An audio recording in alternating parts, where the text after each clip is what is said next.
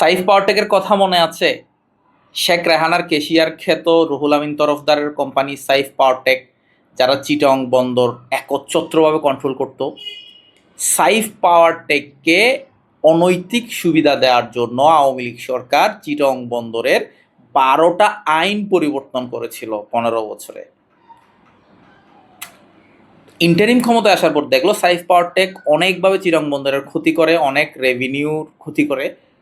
যেমন ওরা শুধু শ্রমিকের টাকার কাছ থেকে পার ডে 25 লাখ টাকার বেশি মেরে দেয়। তখন ইন্টারিম প্যাটার অপারেটর খোঁজা শুরু করলো, যারা আসলে চিটং পোর্টের জন্য আরও লাভজনক হবে।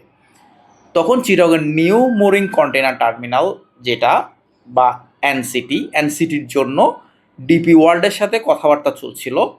যখন সাইফ পাওয়ারটেক দেখলো যে ডিপি ওয়ার্ল্ড আসলে ওরা আর দুর্নীতি করতে পারবে না এবং বন্দরের যে সিন্ডিকেটটা আছে ওরা দুর্নীতি করতে পারবে না, তখন তারা বন্দর রক্ষা আন্দোলনের নামে এই বিদেশিদেরকে বন্দর দেওয়া যাবে না এমন একটা আন্দোলন করেছিল।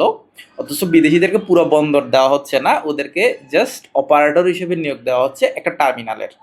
ডিপি ওয়ার্ল্ড দুবাইয়ের সরকারি কোম্পানি। তো এই না সাইফ পাওয়ারটেকের অনেক ইনফ্লুয়েন্স, এই প্রেশারের কারণে ইন্টারিম শেষ পর্যন্ত আর ডিপি ওয়ার্ল্ডকে অপারেটর হিসেবে নিয়োগ দিতে পারেনি। তখন এরপর ইন্টারিম চলে গেল। এখন ক্ষমতায় আসলো, নির্বাচিত সরকার ক্ষমতায় আসার পর বিএনপি যখন ক্ষমতায় আসলো, প্রধানমন্ত্রী তারেক রহমান দেখলেন যে ডিপি ওয়ার্ল্ডকে যদি চিটং বন্দরের অপারেটর নিয়োগ দেওয়া হয় তাহলে সেটা বাংলাদেশের জন্য লাভ, চিটং বন্দরের জন্য লাভ, সবার জন্য লাভ।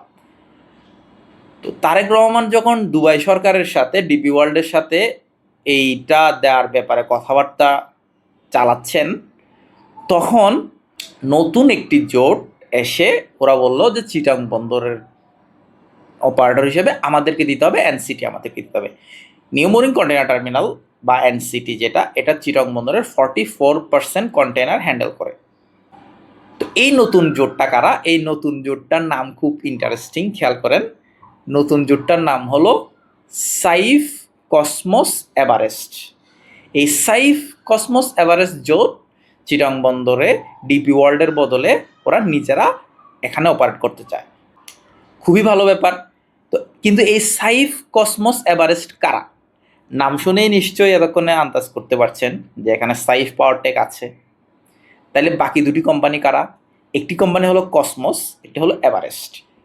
কসমোসের মালিক হলো লক্ষ্মীপুর 4 আসনের বিএনপির অর্থাৎ সরকার দলীয় সংসদ সদস্য এবং হুইপ এবিএম আশরাফুদ্দিন নিজাম। আর এভারেস্টের মালিক হলেন আরেকজন বিএনপির সংসদ সদস্য, লক্ষ্মীপুর 1 আসনের শাহাদাত হোসেন সেলিম। অর্থাৎ বিএনপির 2 জন সংসদ সদস্য এবং সাইফ পাওয়ারটেক মিলে চাচ্ছে তারা চিটাং বন্দরটা রেখে দিতে। অর্থাৎ বিএনপির 2 জন সংসদ সদস্য তাদের কোম্পানির সাথে সাইফ পাওয়ারটেকের সাথে জোট বেঁধেছে, যাতে সাইফ পাওয়ারটেক যে আধিপত্যটা আওয়ামী লীগের আমলে বজায় রেখেছিল সেটা যাতে এখনও বজায় রাখতে পারে। তো এই হচ্ছে অবস্থা।